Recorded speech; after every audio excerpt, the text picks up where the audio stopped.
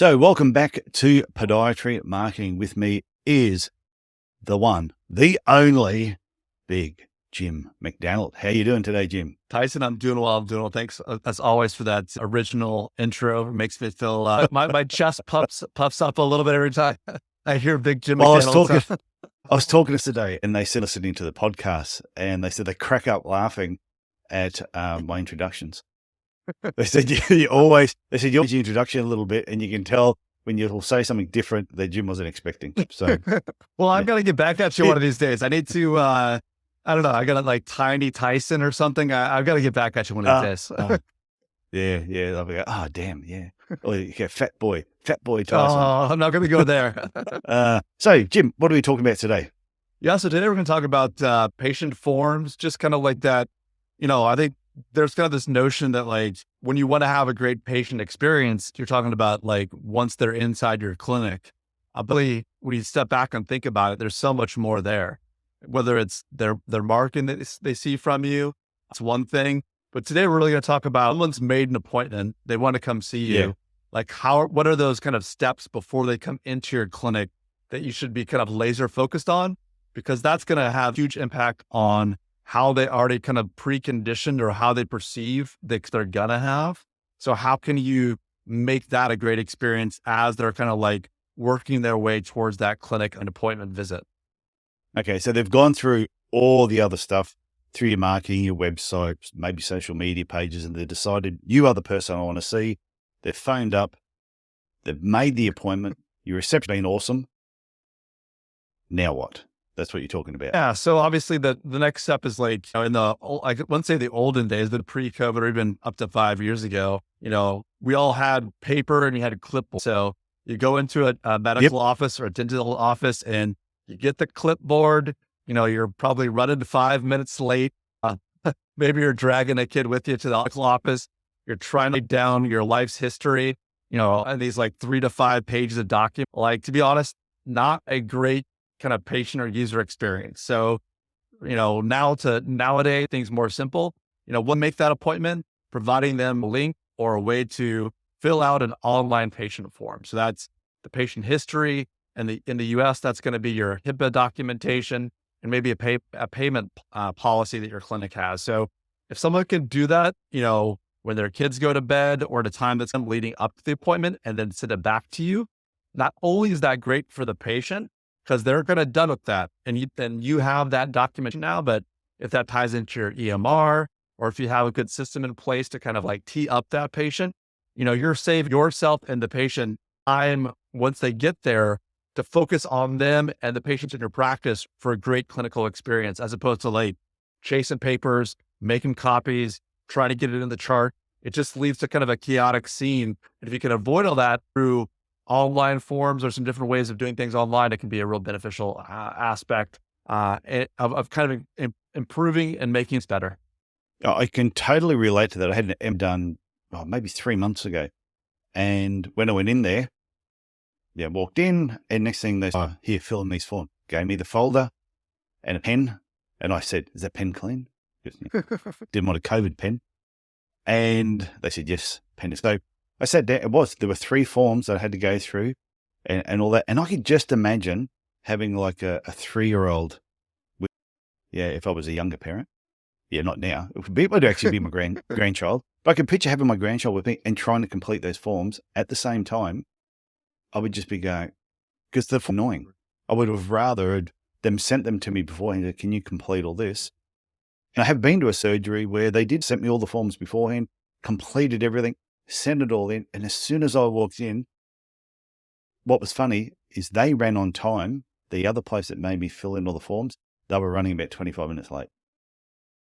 Yeah. I mean, just being kind of like good steward time and people other care about your time. It's a huge signal that this clinic is, cares about me as a patient and a person. And that just speaks volumes for sure. I think one thing you touched on that's interesting as well, that kind of during, COVID times and people not wanting to be in, sitting in rooms filling out forms, is that not only are people like sitting in waiting rooms and filling out forms, but during COVID times, you're having to get there even earlier to maybe sit in the parking lot in your car and fill out forms. So then you have staff running outside to go give a form or a clipboard to a patient that's not even in your clinic yet. So if you can cut all that stuff out and make it super convenient and easy for patients, they'll be very thankful that you're, like I said, being a good steward of their time and really respecting them as both a person and a patient.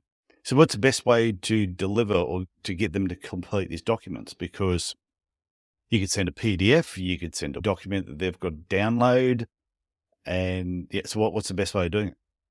Yeah, it's definitely this range, and you touched on it's kind of the spectrum from, third paper to like every online form. Yeah. And when I say online form, this is, they're typing in either on their phone or on their top computer, and then that information is sent to you. Not something that they have to like download, lose in their downloads folder, try to find a PDF reader or some like, I imagine my parents or my grandparents trying to fill out like a Word document or a PDF that requires a special piece of software to actually save it and then email it back. It's just like an extra like 4 or 5 steps, which is basically means they're going to basically fill it in at the clinic because they're going to forget it. It's not going to be right. It's just not a good user experience. But if you can have, and I'm a big proponent of the online form that is sent to the clinic, maybe it ties into an EMR.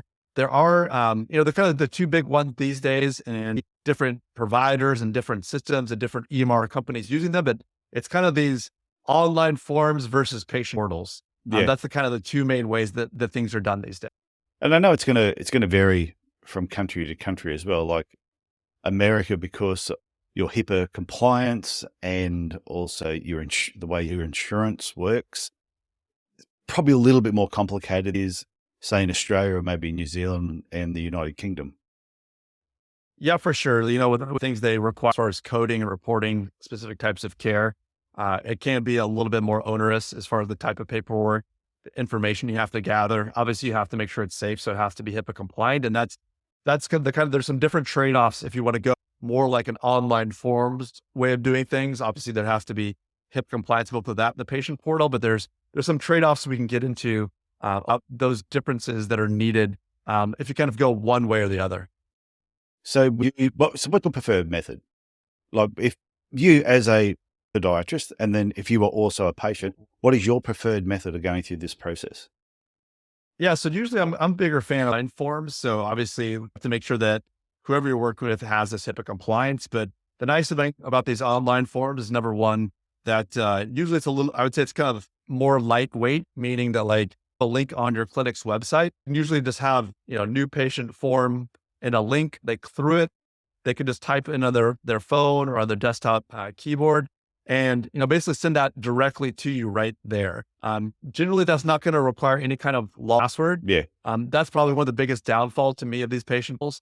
Along with just kind of being like, I think people are used to kind of online forms, like fill out things and hit submit. But if you have to do another step, now you need to get a new login and a new password for this online portal. I've seen some of these that look like they're from like 93, like, the color, it's just kind of being kind of janky looking. It looks separate from the website. So sometimes people older think that they got sent somewhere else, and now they're asking for all this personal information on something that doesn't look like your website or doesn't look like, Tyson Franklin Podiatrist. Like what is they don't know the name of your EMR. Sometimes the name of the EMR is there. So like, it can feel like they're jumping through necessarily trust, and now they're giving away some very important personal information. So, use an online form like that EMR, a lot of the EMRs that use pay portals, that's the benefit, is that they will tie into, and like I said, there can be a little bit of trust issues there as well. With online forms, sometimes I would say, you need to know what you're getting yourself into, because sometimes these like all-in-one solutions, or they're trying to sell you like 15 different things, and online patient, history forms is one of those 15. If you have a good provider, some of those other things is useful, that's a good thing. But I like to usually try to keep it initially for most of the clients I work with. Yeah. Cause I have experienced some bad ones where you go to complete something, it says, oh, we need your email address. You need to set up an account. You go, I don't want to set up an account. But I can't do it otherwise. And then now create a unique password. So you'll go, if I don't want to create a unique password, I type unique password. And then I'll go, oh no, I'll put a capital. Why? Unique password. Oh, it needs a number. Oh, bloody hell. Okay, I'll add a number here. Oh, it needs a spare actor. Oh, come on. Like, it's not that important. But it's every time you have to go through one of those steps, and that little bit of frustration builds up a little bit of anxiety before you even walk into the clinic or the business. Yeah. And you're trying to, like you said, you're trying to build like a positive relationship with the patient. And if you're like already asking them to like, make a unique password, make a username, then they forget the password when they try to relog in to check in when their appointment is, it just, they're already coming into your clinic, maybe a little, not mad at you, but just already kind of like a little frustrated with the user experience. And the whole reason to try to get these in the first place is to try to make it as convenient as possible for the patient and to really build that rapport and really kind of like we talked about, bridge that patient experience from the time that they see your marketing, they think you're the right person to see. It was great to make the appointment, but then when they have that appointment, how do they get from there into your clinic as smooth and as easy as possible so they can then have that great kind of face-to-face experience with you. But those gaps or that bridge is super important. And if you don't pay attention to it, or if you have 4 different who are all filling out new patient paperwork in your office, and then that puts you back, like you said, behind 30 minutes because it took, the little old lady down the street, to be able to fill out the paperwork, which is, that sometimes happens in practices. So, if the patient does have trouble filling it out, maybe it's something that somebody on your staff can do even beforehand to walk them through over the phone. So there are ways to try to make that inpatient experience, just more convenient and timely to respect time and to really kind of build that out, overlooked. Do you think they can be, they can ask for too much information, get too detailed? Or is there a happy medium, what information you should get beforehand and what information you should ask in the room? Yeah, I mean, I think obviously every actress that's listening to this podcast is, obviously provide, double check that history or a mirror there's check that history. But I think it is important to try to have things that are relevant, to the, so that if they didn't feel comfortable while we double check those things. But yeah, the more information, the better, just kind of gives you a general idea of what you might experience during that clinic visit. But when you do have a HIPAA-compliant provider, whether, for instance, obviously, probably stuff like financial information, I would say, and things like that, should be done in some secure manner. That's like the HIPAA compliance. There's definitely, different types of security that can be embedded in some of these different types of forms to make sure that it's legitimate. But like I said, it's somehow tied tight and has similar brand to you. That's a huge component, kind of maintaining trust to make sure they don't feel like it's some strange handoff to the name of an EMR that they've never heard of before. Now they're, like you said, giving away sensitive information they feel uncomfortable about. Yeah, I think it's good what you said too about just checking the information they fill in, because I do recall having one patient, we'll say his name's Jim, I'm not saying it's you, Jim, and he sat down and I asked him, oh, so when are you due? And he went, what? I said, oh, no, I hear you're pregnant. And it was the way the forms were laid out that he's ticked the pregnant box. So, yeah, it helped you change your forms too, because there's big confused that. Why did he get confused with that? So I think it's also a good idea to, however you've got things structured and whatever experience the patient is going, is every now and then when you finish your with the patient and you've got on with them pretty well. You've got that patient that you can ask some additional questions, is actually asking patients, how did you find making your appointment? How did you find completing the forms, and getting some feedback from certain patients on their overall experience? Don't assume just because you got it set up, I never got it set up, it must be awesome. Is because if these people are filling in forms through different businesses, they're comparing you to other businesses. So I think if you can get some feedback from them, it could be really helpful. No, and I think that's a great point, because it's going to work, 100% of your patient population, right? I think, people, my parents' age, they're probably just going to, for the appointment and have to do it to help staff. But, and getting that feedback does help make sure that you're asking questions and in a kind of a way that people find it useful, right? Because I think the real goal of, doing these online is, like we talked about, making it as convenient as possible for the patient. But then it kind of, it unburdens your staff, or at least part of the time it should unburden staff, so you can really pay attention to the patient and provide that great inpatient experience and that clinic experience. So the patient really feels like they were listened to. They're not, having to like run around from patient to patient, helping fill out, really, them from the waiting room or where they're at into the room, asking them questions. But all that kind of baseline work and that busy work has been taken care of. And so they can really, build that reputation of your practice and your clinic, that you are a clinic that listens, that is very attentive to the needs of their patients. Because that's kind of stuff that will separate you from everybody else. Every podiatrist, at least, not every of it, but a lot of people are similarly trained, have similar set of skills. So it's these small differentiators, type of, patient experience you provide, listening to your patients, that really will set you apart, and help kind of that positive, either verbal or digital, spread the good news about the great work that you're doing. Yeah, well, the easiest thing I can equate it to is even like during COVID, I've stayed at a few motels and hotels, is sometimes you can have a seamless transition to making it into your room. And then you can have other times where it is just so clunky that you walk in and the person I think is handing you an old fashioned form to fill in, and then they want to see your credit card, and they're writing details down on a sheet, and then they give you a big plastic thing with the number of your room on there and a big old metal key that says the name of the motel. Wow, if I lose this thing, at least they know where to come and bring my key back to. Compared to something that's more modern and up. And there's podiatry clinics that are like that you go to these old motels and you might stay there. Of course, it was convenient. It was the only motel in the small little town you happen to be in. But you go through that and they're thinking, well, they don't need to change. But there's some podiatry clinics that are like that. They don't think they need to change and update onboarding process. And then there's other podiatry clinics that I know that are just like great motels you go to, and it's a seamless process to get into your room. And which ones do you talk about and tell your friends to stay at? You don't say stay at the clunky one. That's a great point. And like it has, a younger subset, nationals, Gen Z, like that don't like to talk on the telephone. Each generation is different.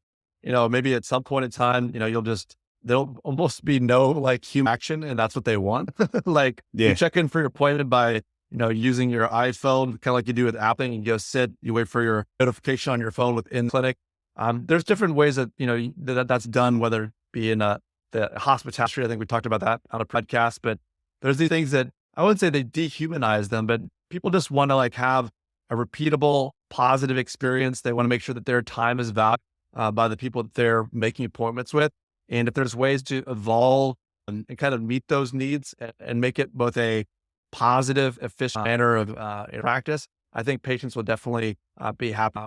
Some will be more happy than others, but I think, depending on your practice, and learning and evolving, is that you can provide a great experience for your patients.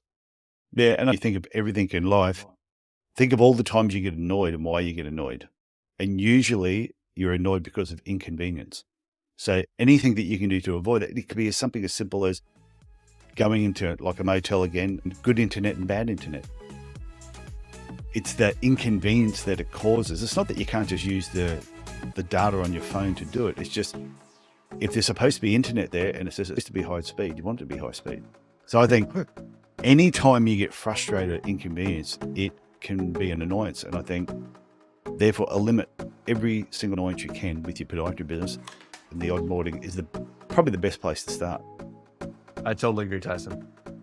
So you got anything else to wrap up on this, or you're done?